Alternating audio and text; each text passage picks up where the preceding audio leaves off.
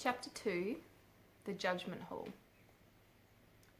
My reflections ran in something like the following strain. A land of surprises, is it? Yes. And why did he not say a land of revelation as well? How long have I been here? An hour? A day? A month?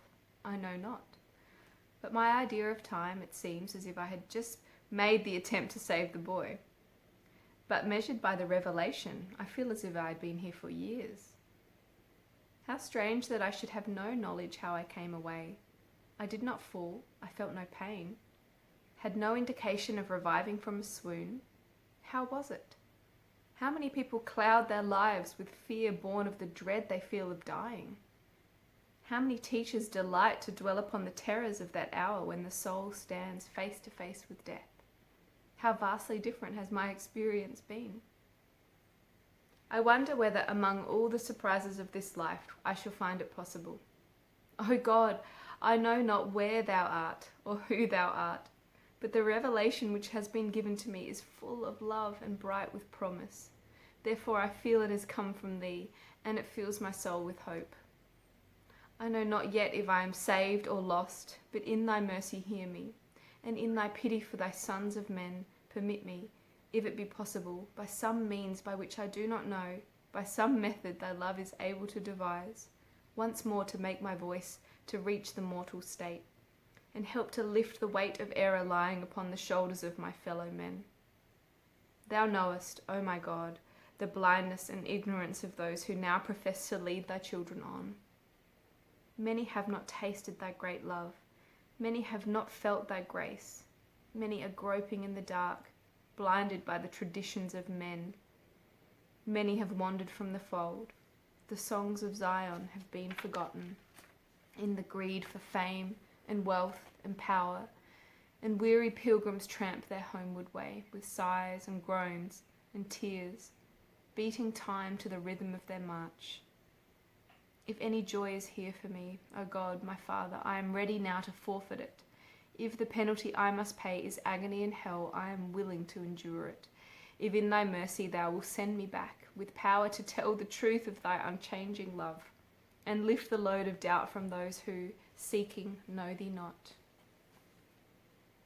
Is it wrong of me to say I know not where or who God is? Perhaps so, but it is honest, and I cannot but think that honesty is right.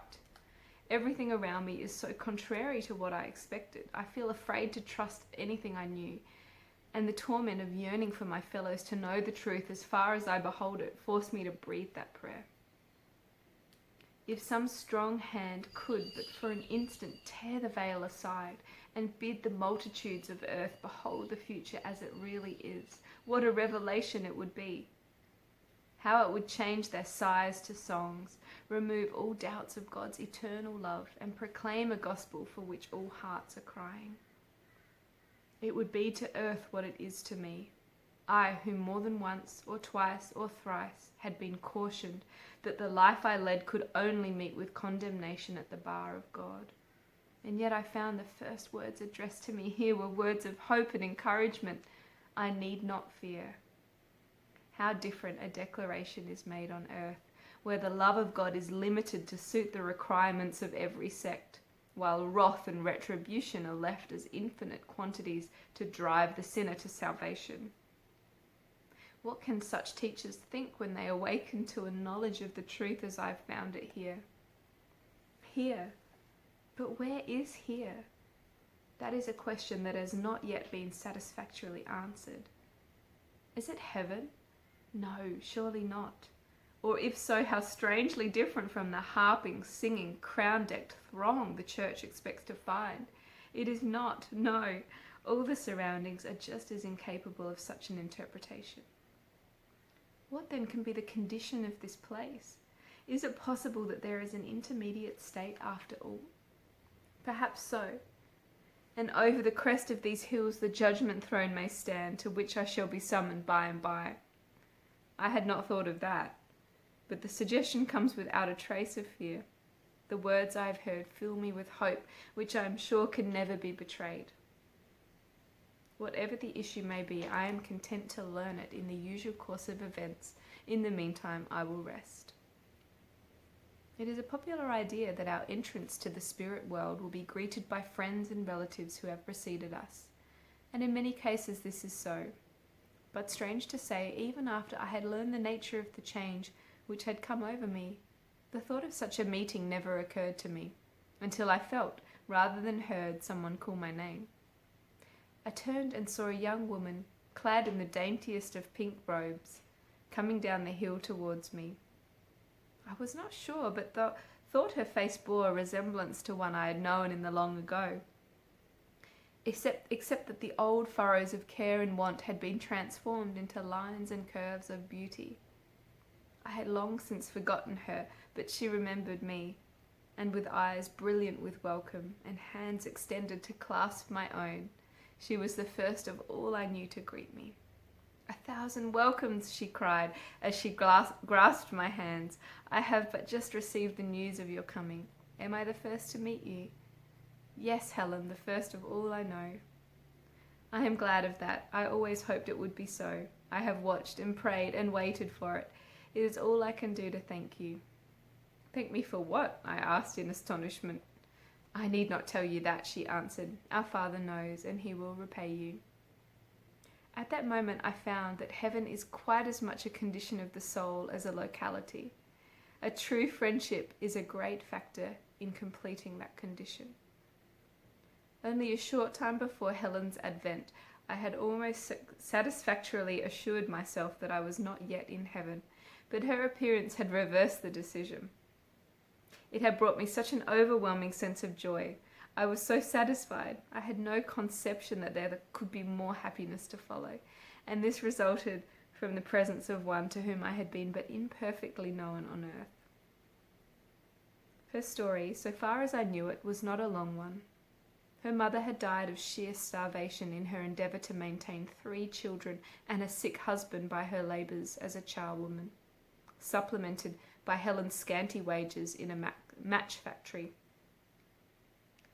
The girl was but 15 years of age when the whole burden of that home fell upon her shoulders in its heavier form of greatly diminished means.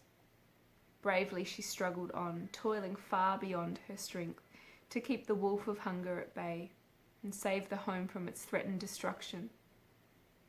But the wages for matchmaking are more easily counted in coppers than gold, and the little extra she could earn in other ways was but a drop in the ocean of their requirements. So she fell in the heat of battle, crushed and broken-hearted.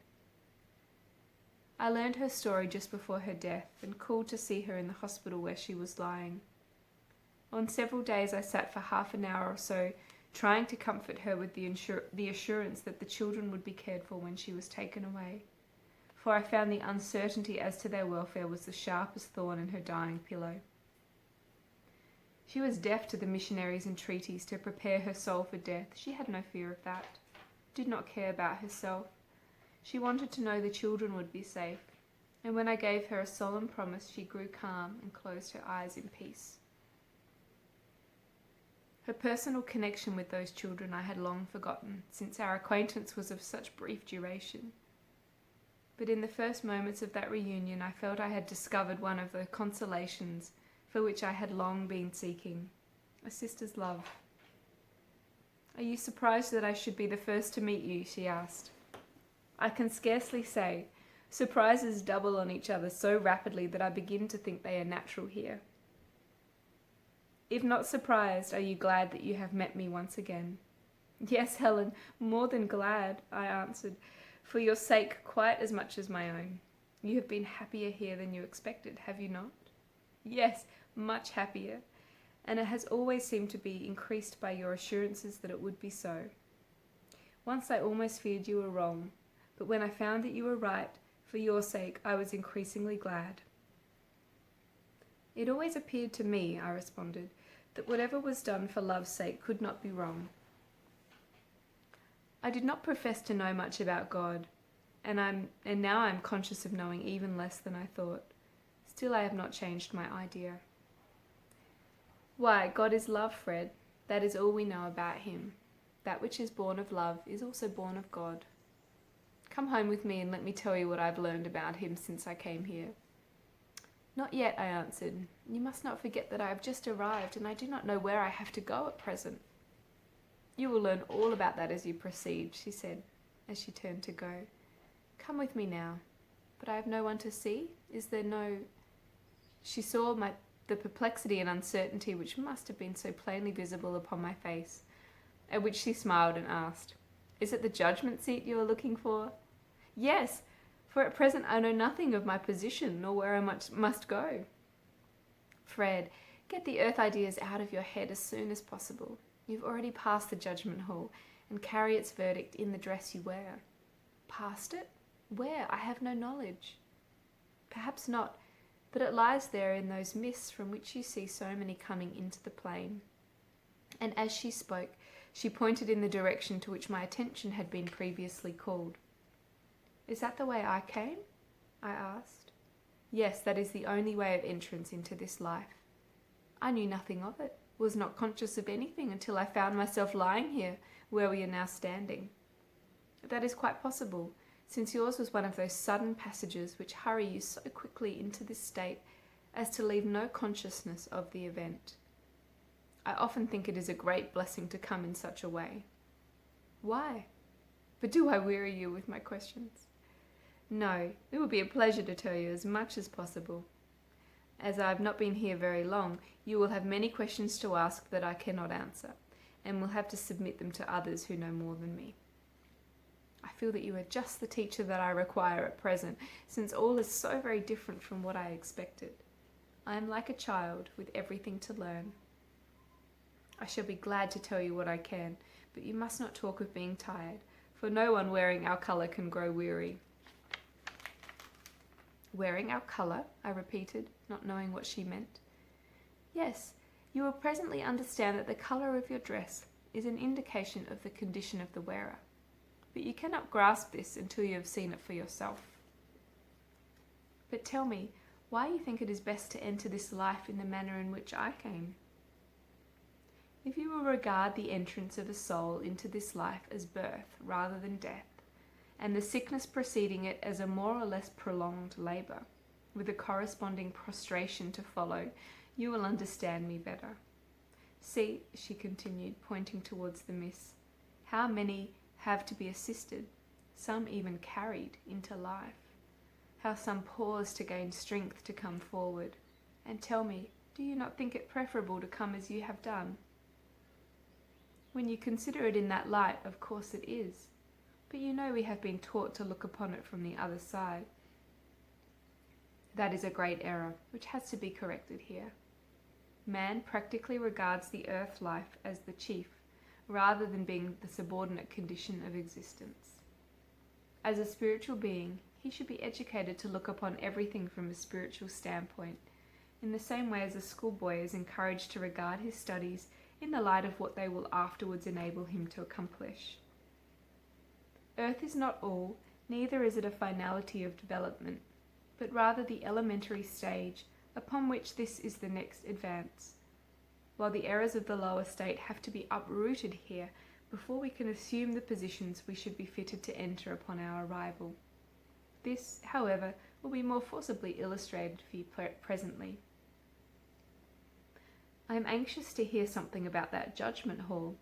If I came through it unconsciously, as I must have done, how can a righteous sentence be passed upon a man in such a condition?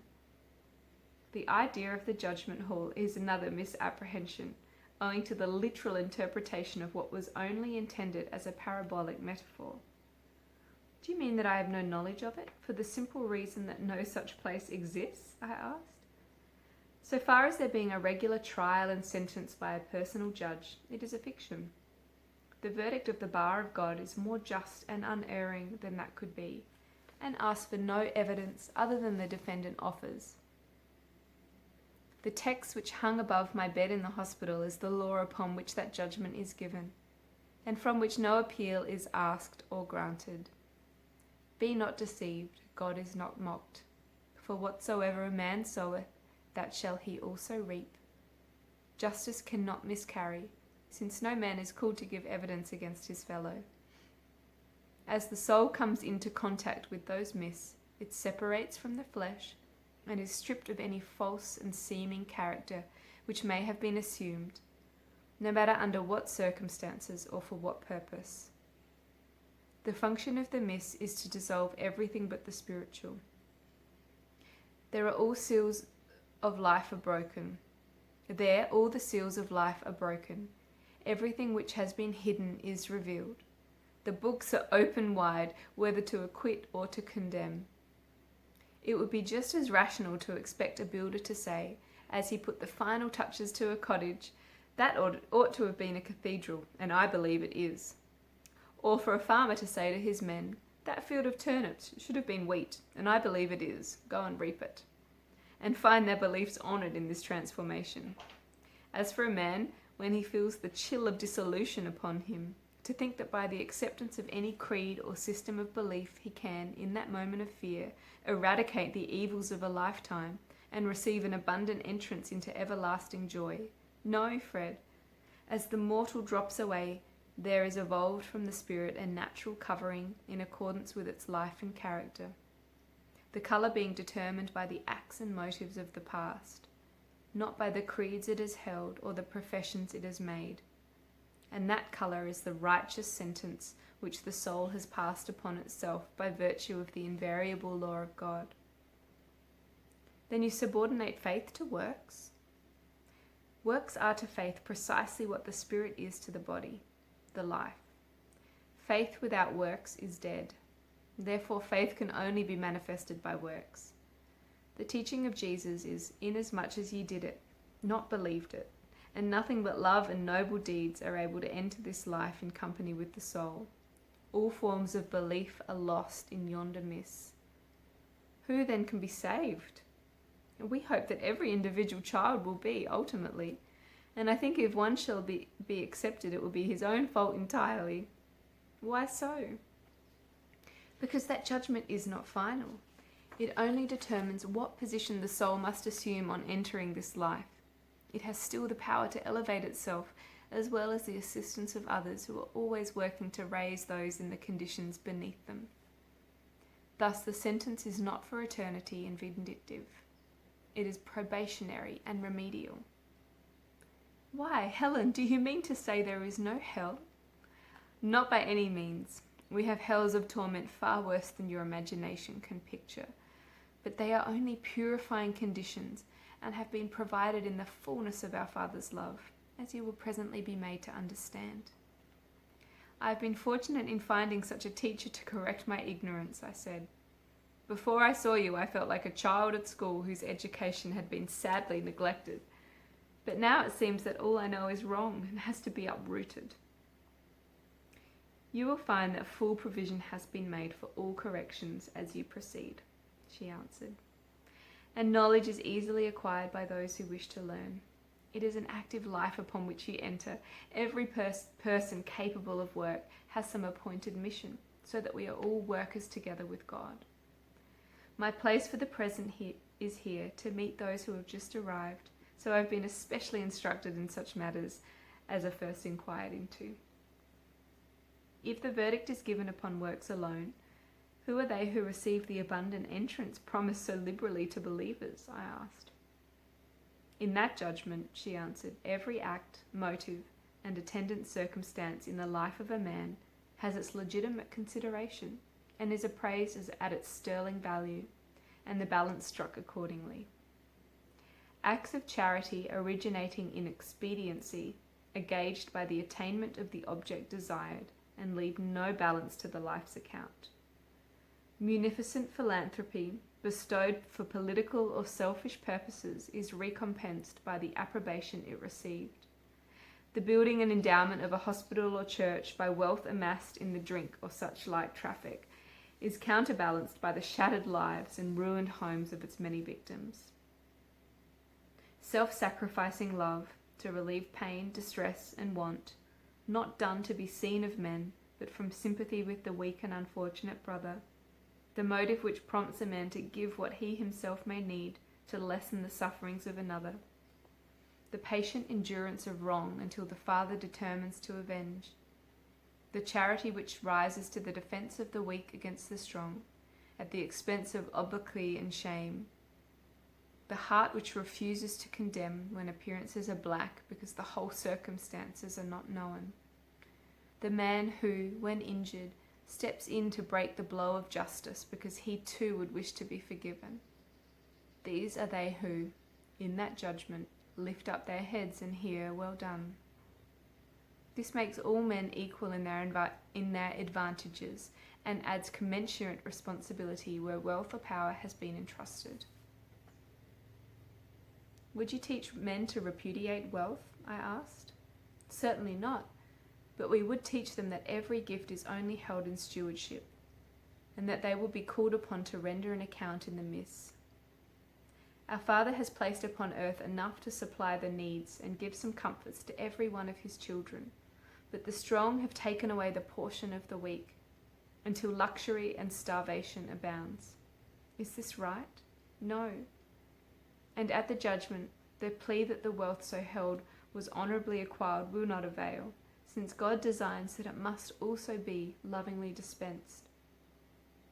Take one such man who, having made divisions of his wealth among his children, saw the elder taking the portion of the younger son away. Think you that father would be willing to complacently allow the wrong? Shall God be less just than we demand a man should be? Of course not.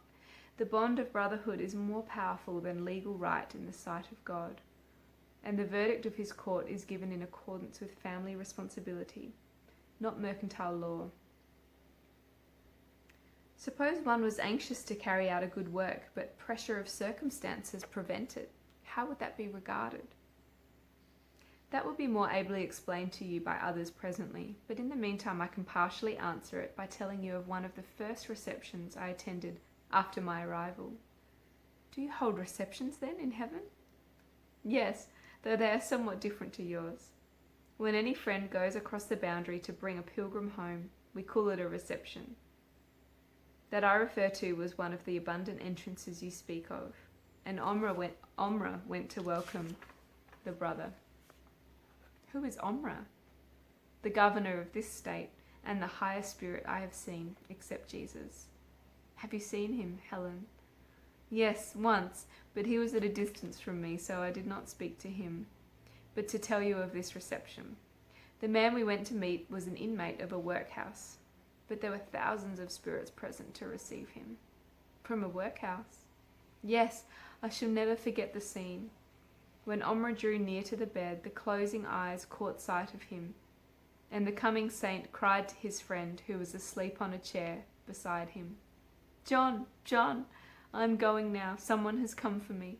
John, don't you see how light the room is? See the angels, and no, not Jesus, not for me." Then the poor feeble frame, which had half risen in his excitement, fell back, and the watcher found it cold when he awoke, for the spirit had dropped its veil of flesh. As the soul came away, Omra threw his arm around him and bade him welcome. Then, with a bewildered, almost frightened look, the man gazed upon the host that crowded round him and, turning to Omra, stammered, This is not for me. It's a mistake. You did not come for me." "Yes, we did, my brother," replied Omra. "We do not make mistakes. They are all behind you now." But it cannot be for me. I've not been a good man. My lord, it must be a mistake. What have I done?" "I fed the hungry, clothed the naked, and ministered to the sick," Omra replied. "Ah, now I know you're wrong. I've been almost all my life in the workhouse. I never had any money to do it at all. I knowed it want for me." "You once gave your dinner to a hungry lad," said Omra. "You gave a pair of boots you could badly spare to a wandering tramp. You gave your glasses to a poor old woman who could not see to read, and left yourself in the same condition. You sat beside an old comrade when he was ill and nursed him back to health. You have been patient in your enforced poverty and encouraged others to hope for the best and be contented, have you not?" "Well, yes, I did sit beside old Bill a bit, but he'd have done the same for me if I'd wanted it. I don't know much about the rest." "But we do. Such deeds are not forgotten with us, and there are many things you wish to do if you had but the power. Such honest will is always accepted by God as if the deed had been successfully performed, and so, you see, we are not wrong. By this time he had been carried some distance from his body and had assumed his new robes, in which he was triumphantly escorted to one of the many mansions prepared for such as he. What a surprise for him, I remarked, as she concluded. Why, it must have been as great as my own. But where are these homes you speak of? I have not seen anything in the shape of a building yet. They are over the crest of the hill. Have you not been to the top? No. Come then, let us go. That will enable you to turn your back on the mists, and I will show you the country in another direction.